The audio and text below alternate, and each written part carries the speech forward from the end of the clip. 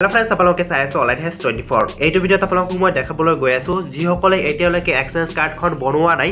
অৰ্থাৎ আপোনালোকে হয়তো বহুতেই জানে যে এক্সচেঞ্জ কাৰ্ডখন কিয় প্ৰয়োজন হয় মই যিসকলে নাজানে তেওঁলোকৰ চাওক এক্সচেঞ্জ কাৰ্ড হৈছে আপোনালোকে আনএমপ্লয়মেন্ট যে হয় তাৰ এটা প্ৰমাণ ওকে যে আপুনি পঢ়া-শুনা কৰি আপুনি এনে বহি আছে তাৰ এটা প্ৰমাণ হৈছে আপোনালোকৰ এক্সচেঞ্জ কাৰ্ডখন আৰু এক্সচেঞ্জ কাৰ্ডখন কেতিয়া লাগিব যেতিয়া আপুনি গভৰ্ণমেণ্ট জবৰ কাৰণে আপোনালোকে এপ্লাই কৰিবলৈ যায় তেতিয়া আপুনি এক্সচেঞ্জ কাৰ্ডখন আপুনি সাবমিট কৰিব লাগিব আৰু আপোনালোকে এই এক্সচেঞ্জ কাৰ্ড নোহোৱাকৈ কিন্তু আপুনি জবত কৰিব নোৱাৰিব সো এক্সচেঞ্জ কাৰ্ডটো থকাটো বাধ্যতামূলক যদি আপুনি গভৰ্ণমেণ্ট জবৰ কাৰণে এপ্লাই কৰিবলৈ যায় সো সেই কাৰ্ডখন আপুনি কেনেকৈ বনাব পাৰিব ফ্ৰেছ এমপ্লয়মেণ্ট এক্সচেঞ্জ কাৰ্ড আপুনি কেনেকৈ বনাব পাৰিব আপোনাৰ ঘৰত বহি আপোনাৰ মোবাইলৰ জৰিয়তে যিটো মোবাইলত আপুনি ভিডিঅ' চাই আছে সেইটো মোবাইলৰ জৰিয়তে আপুনি বনাব পাৰিব আৰু কেনেকৈ বনাব পাৰিব সেইটো ভিডিঅ'ত আপোনালোকক সম্পূৰ্ণ প্ৰচেছটো দেখাই দিবলৈ গৈ আছোঁ আপোনালোকে এমপ্লয়মেণ্ট এক্সচেঞ্জ কাৰ্ড বনোৱাৰ কাৰণে আপোনাৰ মোবাইল বা ডেস্কটপত থকা যিকোনো এখন ব্ৰাউজাৰত যোৱাৰ পিছত আপুনি সাৰ্চ বাৰ সাৰ্চ কৰি দিব rtps.assam.gov.in এখিনি লিখি সাৰ্চ কৰি দিব তো সাৰ্চ কৰি দিয়াৰ পিছত আপোনাৰ সন্মুখত এনেকৈ এখন ইন্টাৰফেস আহি যাব হেতে আপোনালোকে দেখা পাই আছে সো এনেকৈ আহি যাব এতিয়া আপুনি প্ৰথমে লগইন কৰিব লাগিব সো লগইন কৰাৰ কাৰণে প্ৰথমে আপোনালোকে ৰেজিষ্ট্ৰেচন কৰিব লাগিব এইটো চাওক এইটো যেটো আপোনালোকৰ এই আমাৰ যেটো ওয়েবসাইট হয় এতে কিন্তু অসমীয়া হৈ আছে আপুনি যদি ইংলিশত কৰিব বিচাৰে তেনেক্ষেত্ৰত আপোনালোকে দেখা পাইছে ভাষা তাতে ক্লিক কৰি দিয়াৰ পিছত আপুনি ইংলিশটো সিলেক্ট কৰি ল'ব তো ইংলিশটো সিলেক্ট কৰি লোৱাৰ পিছত এতিয়া আপুনি কি কৰিব লগইন বা ৰেজিষ্টাৰ যেটো বটন দেখা পাইছে তাতে ক্লিক কৰিব তাতে ক্লিক কৰি দিয়াৰ পিছত যদি আপুনি অলৰেডি ৰেজিষ্ট্ৰেচন কৰা আছে তেনেক্ষেত্ৰত আপোনালোকে লগইন আইডি আৰু পাছৱৰ্ড দি আপুনি লগইন কৰি ল'ব যেহেতু মই ফ্ৰেছ যিসকলে আছে তেওঁলোকক মই দেখাই আছো সো তেওঁলোকে কি কৰিব don't have an account register here এইটো বটনত ক্লিক কৰিব ৰেজিষ্টাৰ কৰাৰ কাৰণে সো এতে ক্লিক কৰি দিয়াৰ পিছত অকণমান ওয়েট কৰি দিব এতে ক্লিক কৰি দিয়াৰ পিছত এটা আপোনালোকে দেখা পাইছে ফুল নেম তাৰ পিছত আপোনাৰ ইমেইল আইডি তাৰ মোবাইল নাম্বাৰ পাছৱৰ্ড তাৰ পিছত সিলেক্ট আপুনি ক্লিক কৰি আপোনাৰ ষ্টেটটো সিলেক্ট কৰি ল'ব লোৱাৰ পিছত এতিয়া আপোনাৰ ফুল নেম যেটো আছে আপোনাৰ সম্পূৰ্ণ নামটো এতে এন্টাৰ কৰিব এন্টাৰ কৰি দিয়াৰ পিছত আপুনি এটা ভ্যালিড ইমেইল এড্ৰেছ দি দিব দিয়াৰ পিছত এটা মোবাইল নাম্বাৰ দিব মোবাইল নাম্বাৰ দিয়াৰ পিছত আপুনি এটা পাছৱৰ্ড সেট কৰিব পাছৱৰ্ডটো আপোনালোকে ABCD এটা এক্সাম্পল দিছে ABCD@123 সো আপোনাৰ নামটো লিখি সাপোজ @123 আপুনি দি আপুনি পাছৱৰ্ডটো ভৰাই ল'ব পাৰে ওকে সো পাছৱৰ্ডটো ভৰাই দিয়াৰ পিছত আপুনি কি কৰিব ক্যাপচাৰ কোডটো বহাই দিয়াৰ পিছত আপুনি সাবমিট বাটনটো ক্লিক কৰিব যেতিয়া আপুনি সাবমিট বাটনটো ক্লিক কৰিব আপোনাৰ ইমেইলত আৰু মোবাইল নাম্বাৰত OTP যাব আপুনি মোবাইল আৰু ইমেইলৰ OTPটো আপুনি ভেৰিফাই কৰাই ল'ব সো ভেৰিফাই কৰি লোৱাৰ পিছত যেহেতু মোৰ অলৰেডি কৰা আছে সেইকাৰণে মই এটা আপোনালোকক নেদেখুৱালো এতিয়া আপুনি লগইন কৰিব লাগিব সো লগইন কৰাৰ কাৰণে আপোনালোকে দেখা পাইছে লগইন আইডি অৰ্থাৎ যেটো আপোনালোকে ৰেজিষ্ট্ৰেচন কৰাৰ সময়ত যেটো আপোনালোকে ইমেইল আইডি দিলে সেই ইমেইল আইডিটো বহাই দিব বহাই দিয়াৰ পিছত আপুনি পাছৱৰ্ডটো বহাই দিব অৰ্থাৎ ৰেজিষ্ট্ৰেচন কৰাৰ সময়ত যেটো আপোনালোকে পাছৱৰ্ড বহাই দিলে সেই পাছৱৰ্ডটো আপুনি বনালে সেই পাছৱৰ্ডটো আপুনি বহাই দিব বহাই দিয়াৰ পিছত আপুনি যেটো ক্যাপচাৰ কোড দেখা পাইছে ক্যাপচাৰ কোডটো এতে বহাই দি আপুনি লগইন বাটনটো ক্লিক কৰিব এতিয়া আপুনি লগইন বাটনটো ক্লিক কৰিব আপোনাৰ সন্মুখত এনেকৈ আহিব হেতে আপোনালোকে দেখা পাই আছে আপোনাৰ ড্যাশবৰ্ডটো এনেকৈ ওপেন হ'ব এটা আপোনালোকে দেখা আপোনাৰ নামটো এতে লিখা থাকিব কৰ্নাৰত এতিয়া আপুনি এপ্লাই কৰাৰ কাৰণে আপোনালোকে দেখা পাই আছে manage profile apply for services view status of application আপুনি এপ্লাই কৰাৰ কাৰণে এপ্লাই ফৰ সাৰ্ভিসেস এতে ক্লিক কৰিব এতে যেতিয়া ক্লিক কৰিব এতিয়া আপোনালোকে দেখা পাইছে ভিউ অল এভেইলেবল সাৰ্ভিসেস আপুনি এইটো বটনত ক্লিক কৰিব এইটো বটনত যেতিয়া ক্লিক কৰিব আপোনাৰ সন্মুখত ইয়াৰ কি সাৰ্ভিস আছে এতে বহুত কেটা সাৰ্ভিস আছে সো আপুনি ইয়াৰ পৰা আপুনি বিচাৰিব লাগিব তাৰ কাৰণে আপুনি সাৰ্চ বাৰ দিয়া আছে এতে হয় কৰে এটো সো আপুনি সাৰ্চ কৰিব XEXC সেইখিনি লিখি দিব দিয়াৰ পিছত এতিয়া আপুনি ফ্ৰেছ কে আপোনাক ৰেজিষ্ট্ৰেচন কৰাৰ কাৰণে আপুনি কোনটো সিলেক্ট কৰি ল'ব লাগিব এটা আপোনাক দেখাই আছো আপোনালোকে ফ্ৰেছ ৰেজিষ্ট্ৰেচন কৰাৰ কাৰণে registration of employment seeker in employment exchange for Aadhaar base আপুনি এইটো বটনত ক্লিক কৰিব সো মই এটা আপোনালোকক কিন্তু বাৰে কৈ আছো আপোনালোকে বস্তু এটা ডিফাৰেন্সটো বুজি ল'ব এতে তিনিটা মাধ্যম আছে এটা ৰি-ৰেজিষ্ট্ৰেচন এটা ৰিনিউৱেল আৰু এটা আছে আপোনালোকৰ ৰেজিষ্ট্ৰেচন সো তিনিটা আছে বস্তু আপোনালোকে ভালদৰে বুজি ল'ব যিসকলে ফ্ৰেছ হয় তেওঁলোকে অকল ৰেজিষ্ট্ৰেচনত ক্লিক কৰিব আৰু যিসকলে ৰিনিউৱেল কৰিব বিচাৰি আছে যেহেতু এতিয়ালৈকে আমাৰ অনলাইনত নতুনকৈ আৰম্ভ হৈছে এতিয়ালৈকে ৰিনিউৱেল প্ৰচেছটো আৰম্ভ হোৱা নাই যিসকলে আগতে অফলাইন মাধ্যমত আছিল এতিয়া তেওঁলোকে অনলাইন কৰিব বিচাৰিছে তেওঁলোকৰ কাৰণে ৰি-ৰেজিষ্ট্ৰেচন যেটো আমাৰ আছে হেতু কৰিব লাগিব ওকে সো এইটো ভিডিঅত আমাৰ টপিকটো হৈছে যে আমি নতুনকৈ ফ্ৰেছ এখন এক্সচেঞ্জ কাৰ্ড কেনেকৈ বনাম ঘৰত বহি ওকে সো তাৰ কাৰণে আপোনালোকে দেখা পাই আছে EXC লিখাৰ পিছত আপোনালোকৰ সন্মুখত যেটো 5 নম্বৰ যেটো পইণ্ট আছে registration of employment checker in employment exchange for Aadhaar base আপুনি এইটো বটনত ক্লিক কৰিব তো যেতিয়া এইটো বটনত ক্লিক কৰিব আপোনাৰ সন্মুখত এনেকৈ কিছুমান গাইডলাইনছ দিয়া থাকিব এটা আপোনালোকে দেখে application for registration of employment checker in employment exchange so কিছুমান গাইডলাইনছ দিয়া আছে যে এইটো 14 বছৰৰ তলত মানুহে কৰিব নোৱাৰিব বা ওপৰত হ'ব লাগিব সো গাইডলাইনছবোৰ আপোনালোকে পঢ়ি চাব পাৰে যদি ইচ্ছা কৰে এতিয়া আপুনি কি কৰিব লাগিব প্ৰথমে এতিয়া আপোনাৰ আধাৰ নম্বৰটো বহাই দিব সো আধাৰ নম্বৰটো যেতিয়া বহাই দিব আপোনাৰ এটা কনসেন্ট বিচাৰিব আপুনি জাস্ট এগ্ৰিত ক্লিক কৰিব এগ্ৰিত ক্লিক কৰি দিয়াৰ পিছত আপোনাৰ আধাৰ কাৰ্ডৰ যিটো নামটো লিখা আছে আপুনি সেম নামটো এন্টাৰ কৰিব এটা কৰি দিয়াৰ পিছত আপোনালোকে দেখা পাই আছে এপ্লিকেণ্ট ডিটেইলছ এতিয়া আপোনাৰ নামটো এন্টাৰ কৰিব এটা কৰি দিয়াৰ পিছত আপোনাৰ জেন্ডাৰটো সিলেক্ট কৰি ল'ব যদি পুৰুষ হয় তেনে ক্ষেত্ৰত মেল দিব ফিমেল হলে ফিমেল দিব আদাৰ্ছ হলে আদাৰ্ছটো দি দিব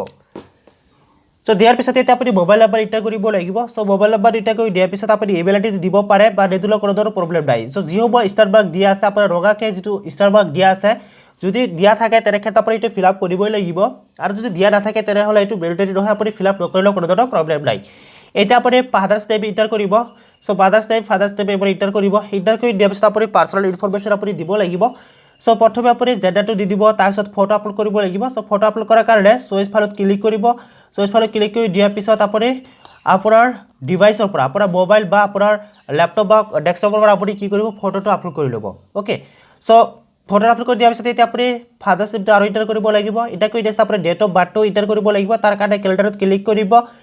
ক্যালেন্ডাৰত ক্লিক কৰি দিয়াৰ পিছত আপোনাৰ সন্মুখত ক্যালেন্ডাৰ ওলাই আহিব আপুনি ইয়াৰ পৰা আপোনাৰ প্ৰথমে ইয়াৰটো সিলেক্ট কৰি ল'ব তাৰ পিছত বাৰটো সিলেক্ট কৰি ল'ব তাৰ পিছত আপুনি ডেটটো সিলেক্ট কৰি ল'ব ওকে এনেকৈ আপোনাৰ ডেট অফ বাৰ্থটো সিলেক্ট কৰি ল'ব লোৱাৰ পিছত আপুনি কি কৰিব মাদাৰ্স নেম এন্টাৰ কৰিব লাগিব তাৰ পিছত আপুনি কাষ্টটো সিলেক্ট কৰি ল'ব সো এটা বস্তু আপুনি এটা কৰিব যদি আপুনি SC ST বা ST হিল হয় বা MOC হয় তেনেহলে আপোনাৰ কাষ্ট সাৰ্টিফিকেট দিব লাগিব আৰু যদি আপুনি জেনাৰেল হয় তেনে ক্ষেত্ৰত আপোনালোকে যদি EWS থাকে তেনেকৈ সেই অপশনটো সিলেক্ট কৰি ল'ব লাগিব কালি এটো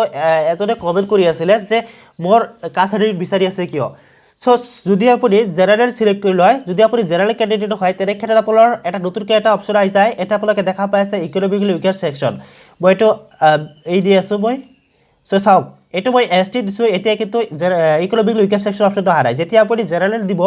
তেতিয়া আপোনাৰ নতুন এটা অপশন আহি যায় ইকোনমিক্যালি উইকাৰ সেকশন হয় নেকি যদি আপোনাৰ EWS সাৰ্টিফিকেট আছে তেনে ক্ষেত্ৰত আপুনি ইয়েস দিব নহলে আপুনি নো অপশনত ক্লিক কৰি দিব ওকে যদি আপোনাৰ নাথাকে নো অপশনে ক্লিক কৰি দিয়াৰ পিছত আপোনাৰ কাষ্ট সাৰ্টিফিকেটটো আপোনাৰ মেন্ডেটৰি নাথাকিব তেতিয়া আপুনি যেতিয়া ডকুমেন্টছ আপলোড কৰিব তেতিয়া মেন্ডেটৰি দেখাব ওকে সো এটা দিয়াৰ পিছত এতিয়া আপুনি কি কৰিব এটা কন্টাক্ট নাম্বাৰ অৰ্থাৎ আপোনাৰ মোবাইল নাম্বাৰটো দি দিব দিয়াৰ পিছত আপোনাৰ হোইডাৰ এক্স সাৰ্ভিসমেন যদি আপুনি আগতে জব কৰিছিলে তেনে ক্ষেত্ৰত ইয়েস দিব নহলে নো অপশন ৰাখি দিব দিয়াৰ পিছত স্ক্ৰল ডাউন কৰিব ডাউন কৰাৰ পিছত এটা আপোনালোকে এটা ৰিলিজন আপুনি এতে ক্লিক কৰিব ক্লিক কৰি দিয়াৰ পিছত আপোনাৰ ৰিলিজনটো আপুনি ইয়াৰ পৰা সিলেক্ট কৰি ৰাখিব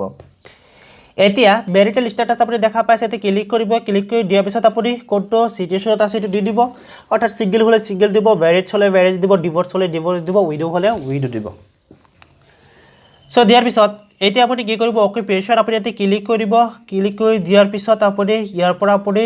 কোনটো কৰি আছে যদি ষ্টুডেন্ট হয় ষ্টুডেন্ট দি দিব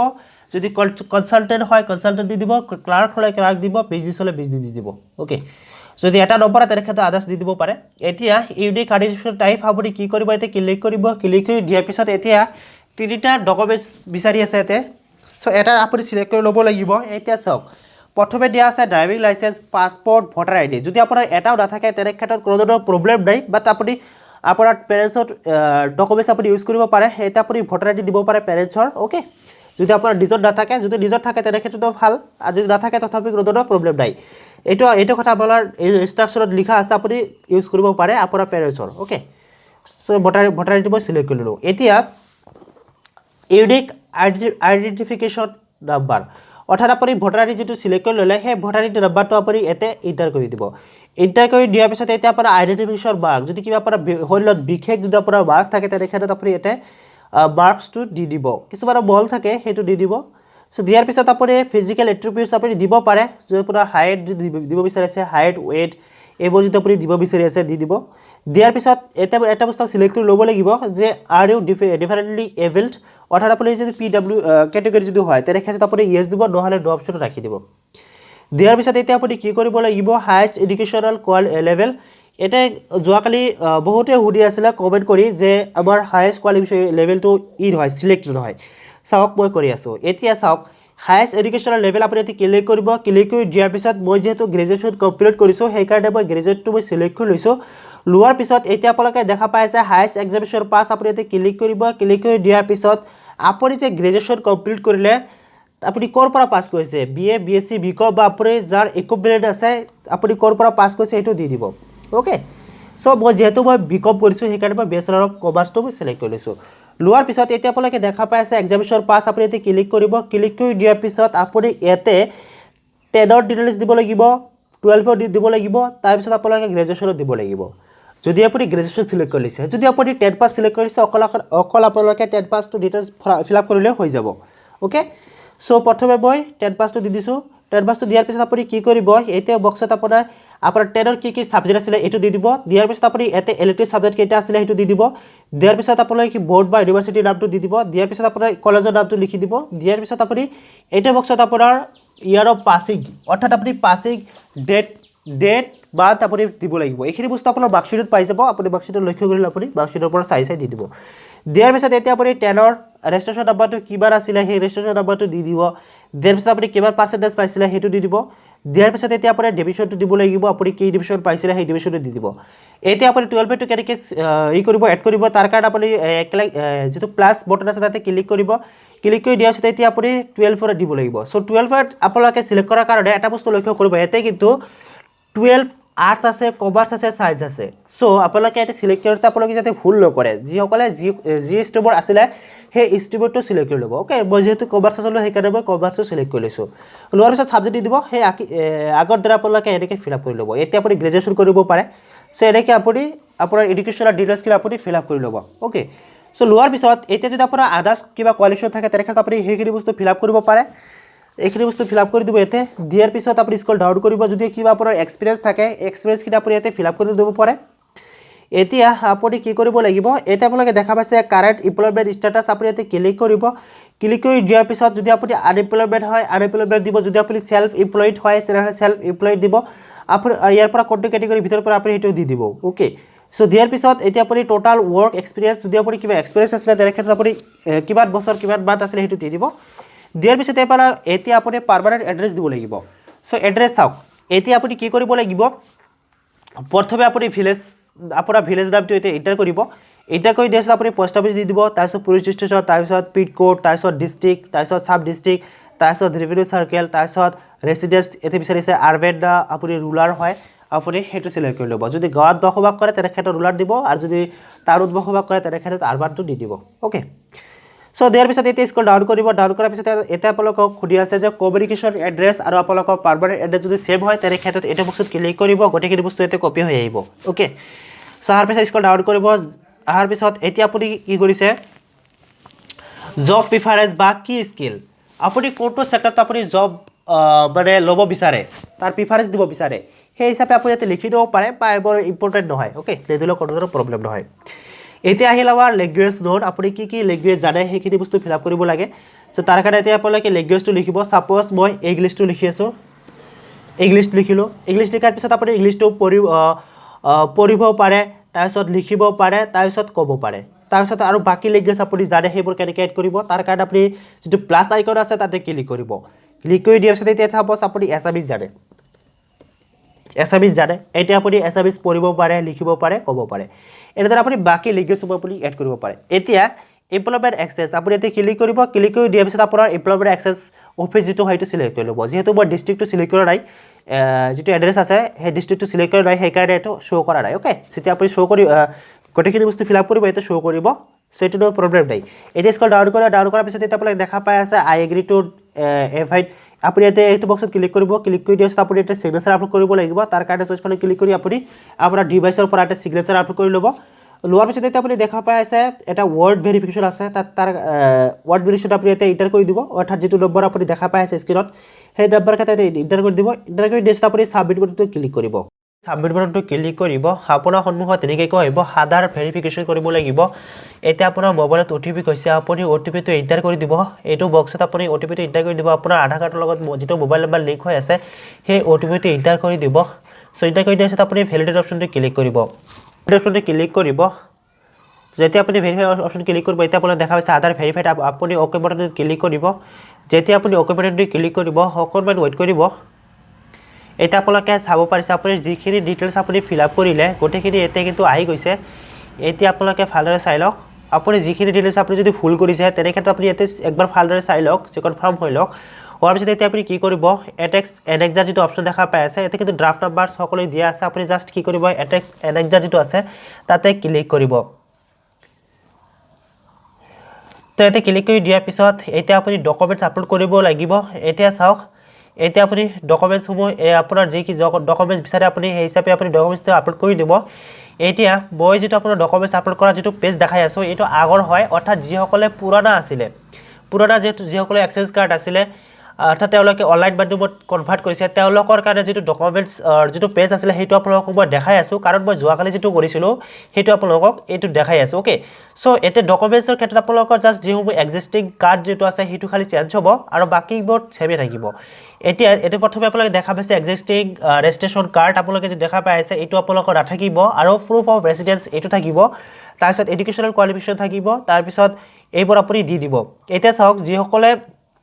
এটা চাওক যেটো আপোনাৰ প্ৰুফ অফ ৰেসিডেন্স যেটো আছে এটো এমবি এটো আমাৰ সাইজ আছে 1 এমবি আপুনি জেপিজি পিএনজি বা যিকোনো ফৰমেটত আপুনি আপলোড কৰিব পাৰে তাৰ পিছত এডুকেশনাল কোৱালিফিকেশন সাৰ্টিফিকেট এতিয়া আপোনালোকে চাব পাৰিছে পাস সাৰ্টিফিকেট এণ্ড মাৰ্কশিট আপোনালোকে দেখা পাই আছে এতে 5 এমবি আছে অৰ্থাৎ 5 এমবি লৈকে আপোনালোকে আপলোড কৰিব পাৰে এতে আপোনালোকে হাই সেকেন্ডাৰী দিব পাৰে মেট্ৰিক ডকুমেণ্টছ দিব পাৰে বা আপোনাৰ হাইয়েষ্ট কোৱালিফিকেশন যেটো ডকুমেণ্টছ আছে তাতে পাস সাৰ্টিফিকেট আৰু লগতে মাৰ্কশিট দুইটাই কিন্তু আপুনি দি দিব লাগিব ওকে সো দিয়াৰ পিছত দেৰস আপোনালোকে দেখা পাইছে সেভ এনেক্সাৰ এটো ওপৰত ক্লিক কৰি দিব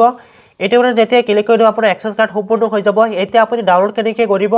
অলৰেডি মই আপোনালোকক ভিডিও আগবঢ়াইছো যোৱাকালি হেতু ভিডিও আপোনালোকে চাই ল'ব বা ডেসক্ৰিপচন লিংক দিয়া থাকিব যে আপুনি কেনেকৈ ডাউনলোড কৰিব পাৰিব আপোনাৰ এক্সেস কাৰ্ডখন হেতু প্ৰসেস দেখুৱা হৈছে